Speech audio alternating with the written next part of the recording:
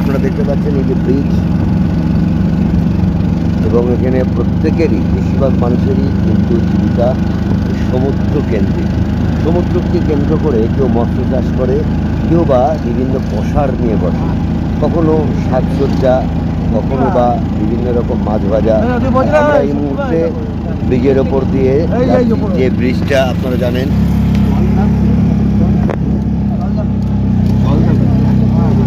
জলদা bridge, এবং Asia পান মালয়েশিয়ায় সমুদ্রের উপর দিয়ে এরকমই একটা ব্রিজ আছে, যে ব্রিজটা মালয়েশিয়ার সঙ্গে সিঙ্গাপুরের সংযোগ করে। এবং ঠিক তেমনই এইখানে দেখেন সমুদ্রে জল দেখছেন, জল এসছে, এখানে মৎস্যজীবীরা মাছ ধরে, এবং এটা একটা মোহনা বলতে পারেন। এখানে প্রচুর পরিমাণে মানুষ মাছ ধরে। সেই মাছ পশ্চিমবঙ্গ সহ ভারতবর্ষ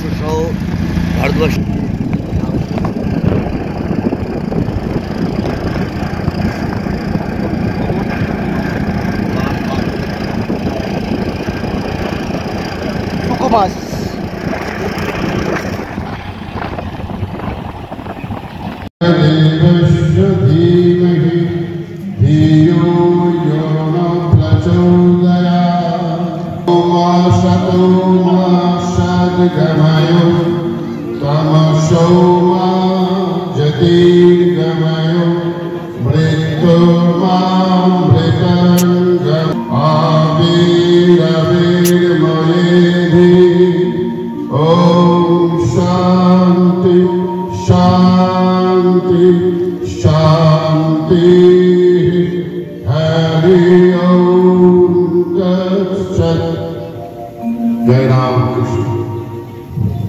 পশ্চিমবঙ্গ একদিকে যেমন কৃষি, একদিকে মৎস্য চাষের দেশ, কিন্তু বারবার তারা দেখা যাচ্ছে সরকারের বিরুদ্ধেই আন্দোলন করে, ওরা পারছে না।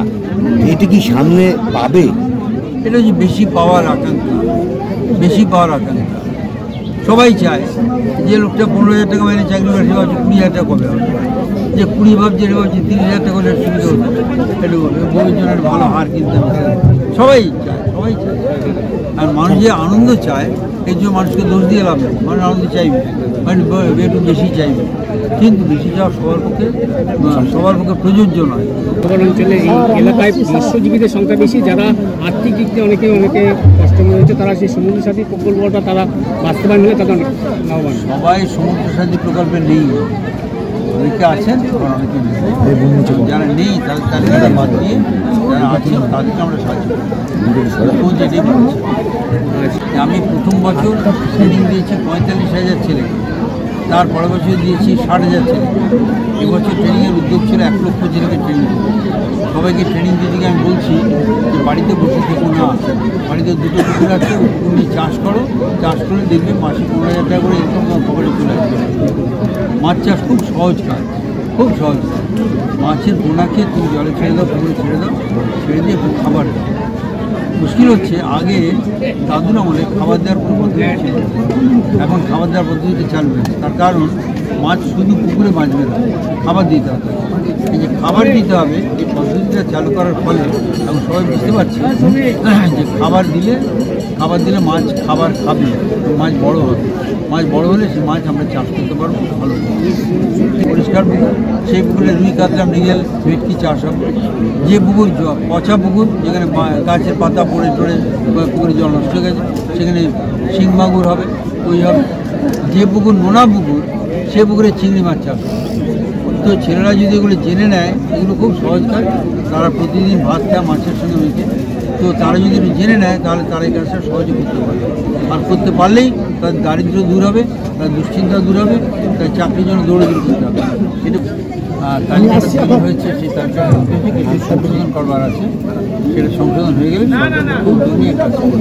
এটা বারবার বাংলাদেশ সীমান্তে বাংলাদেশের মৎস্যজীবীরা বা আমাদের ভারতীয় মৎস্যজীবীরা, এটা কি কোনো অভিসন্ধি? ওদের আগে ধরা পড়ে?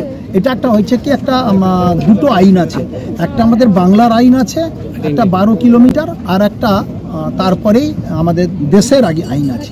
অনেকেই মৎস্যজীবীরা করেন কি, এই বাংলার মাছ ধরতে ধরতে তারা বাংলাদেশে চলে যান, সমুদ্রের যে সীমানাটা পার হয়ে চলে যান, তাতে তারা সেখানে সেই দেশ তাদের আটকে রাখে, আবার আমাদের দেশের সাথে কথা বলার পর তারা ছেড়ে দেয়।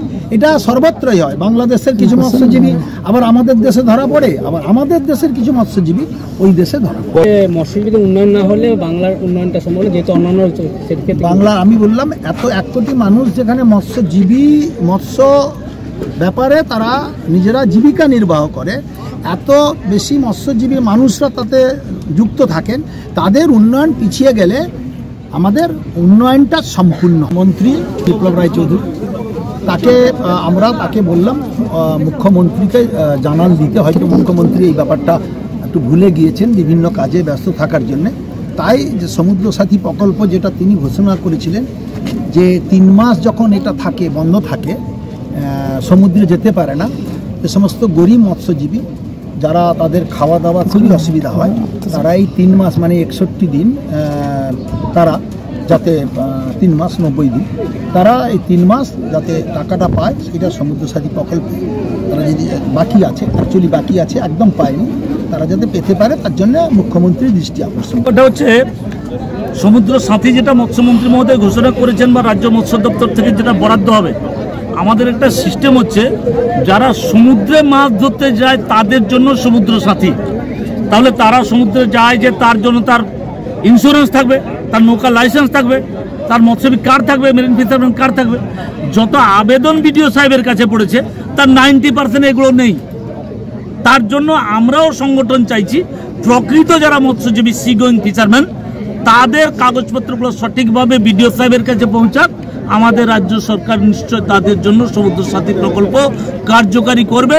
রাজ্য সরকারের মৎস্যমন্ত্রী মহোদয়কেও বলেছি যে যেভাবে দলে দলে সব নামগুলো লিখেছে তারা প্রকৃত, হয়তো অনেকে মৎস্যজীবী কিন্তু তারা সমুদ্রকামী মৎস্যজীবী নয়। এর উদ্দেশ্য একটাই ছিল, সমুদ্রে আমাদের 12 মাসের মধ্যে 10 মাস ফিশিং হয়, 2 মাস ফিশিং বন্ধ থাকে।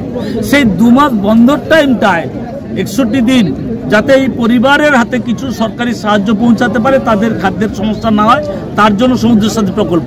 অতএব যারা সমুদ্রে যায় না তাদের জন্য এই প্রকল্প হতে পারে না, তার জন্য এই কাগজপত্র সঠিক করার জন্য আমরা একটু সরকারকেও অনুরোধ জানিয়েছি, সরকারও আমাদের কাছ থেকে সময় নিয়েছে। পারস্পরিক সম্পর্কের মাধ্যমে এটা একটু ঢিলে করা হয়েছে, কিন্তু যতক্ষণ কাগজপত্র সঠিক করা না হচ্ছে ততক্ষণ বরাদ্দ করা যাবে না। আশা করব 26-এর নির্বাচনের আগে আমরা এই মার্চ মাসের মধ্যে এগুলো সঠিক করতে পারবো। অতএব মার্চ মাসের পরে আমরা এটা দিতে পারবো। কি দাবি রাখছেন আপনারা? আমাদের দাবিটা বন দপ্তরের অত্যাচারের ব্যাপারটা আমরা মন্ত্রী মহোদয়কে বললাম। মৎস্যজীবী সমবায় সমিতিগুলো, মৎস্যজীবী মহিলা সমিতিগুলো, মৎস্যজীবী সমবায় সমিতিগুলোর যে ল্যান্ডগুলো সব রাজ্য সরকার এই মুহূর্তে অর্ডার করেছিল যে লিজ দিয়ে দেওয়ার ব্যাপারটা, এটা আমরা সরকারের সাথে মন্ত্রীর মাধ্যমে আলোচনা করেছি। আমরা যাতে সমবায় সমিতিগুলো বাঁচিয়ে রাখার জন্য ওই সমস্ত সরকারি খাসগুলো যাতে অগ্রাধিকার ভিত্তিক সমবায়ের মাধ্যমে পাইতে পারে, এটা আমরা বলছি। অধিকন্তু যে সমস্ত চারা মাছ বা অন্যান্য সব মাছের উপকরণ যেগুলো সরবরাহ হয়, আমরা চাইছি কেন্দ্রীয় মৎস্যজীবী সমবায় সমিতি যাতে অগ্রাধিকার পেয়ে সেগুলো সরবরাহ করতে পারে। দিলে সমবায় সমিতিগুলো আরও বাঁচবে, মৎস্যজীবী সমবায় সমিতি বাঁচবে। আমাদের সকলের ব্যাপারটাই রাজ্য সরকারের সহায়তা করা, কেন্দ্র সরকারের বিরোধিতা নয়। কেন্দ্র সরকার আমাদের কাছে সব জায়গায় ট্যাক্স নিচ্ছে, তো জায়গায় আমাদের শুষে নিচ্ছে, সেভাবে আমরা বরাদ্দ পাচ্ছি না। অধিকন্তু সরকার, কেন্দ্র সরকার সমুদ্রটাকে বিদেশের হাতে তুলে দিতে চাইছে। আমরা তার জন্য কেন্দ্র সরকারের বিরুদ্ধে আমরা প্রতিবাদ জানাচ্ছি যে মৎস্যজীবীদের স্বার্থে উপকূল এলাকায় কোস্টাল রেগুলেটর জোন আইডেন্টি করা হোক, উপকূল এলাকায় জীবন জীবিকার স্বার্থে আরও পর্যটন শিল্প চালু হোক, আরও মৎস্যজীবীদের জীবন জীবিকার স্বার্থে তাদের রুজি রোজগারের স্বার্থে দীঘা থেকে আমাদের পেটুয়া পর্যন্ত, আপনার পূর্ব মেদিনীপুরের নন্দীগ্রাম পর্যন্ত উপকূল এলাকায় এখন মেরিন ড্রাইভটা আমাদের রাজ্য সরকারের মুখ্যমন্ত্রীর চেষ্টায় হয়েছিল বলে উপকূল এলাকায় কয়েক লক্ষ লক্ষ পরিবারের ছেলে আজকাল বহু কে টোটো, কে অটো, কে ভালো মন্দ মৎস্য পরিবারের ছেলে মাছ বয়ে না মাছের বাজারে নিয়ে যাওয়া, কম খরচায় টাইমে মাছটা পৌঁছে দেওয়া, বহু কিছু কাজ কিন্তু মেরিন ড্রাইভের দ্বারা আমাদের মৎস্য পরিবারগুলো, উপকূল এলাকার মানুষরা উপকার পাচ্ছি। অতএব সেই ক্ষেত্রে আরও চাইব কেন্দ্র সরকার মৎস্য নীতি পরিবর্তন করে গরিব মানুষের স্বার্থ সুরক্ষা করুক। আজকে 21শে নভেম্বর বিশ্ব মৎস্যজীবী দিবসে কেন্দ্র সরকারের মানবিকতার দিকগুলোকে তুলে ধরার জন্য অনুরোধ জানাব।